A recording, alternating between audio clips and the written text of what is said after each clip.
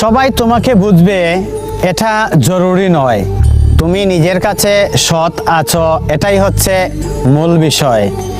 এই জীবনে চলার পথে অনেক মানুষ তোমার সঙ্গী হবে, কিন্তু অনেকেই তোমায় ছেড়েও চলে যাবে। তার মানে এই নয় যে তুমি দোষী ছিলে, হয়তোবা তার স্বার্থে আঘাত লেগেছে বিদায় সে ছেড়ে চলে গিয়েছে, কিন্তু বাস্তবতায় বুঝিয়েছে যে আসলেই তুমি দোষী। আর তুমি নিজে থেকে এটাই ভাবতেছ যে আমি কি দোষ করলাম, কিন্তু খুঁজে পাচ্ছ না।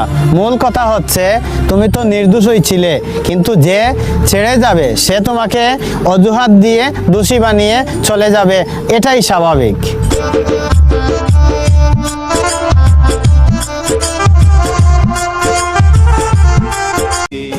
আমাদের দেশ সোনার বাংলাদেশ,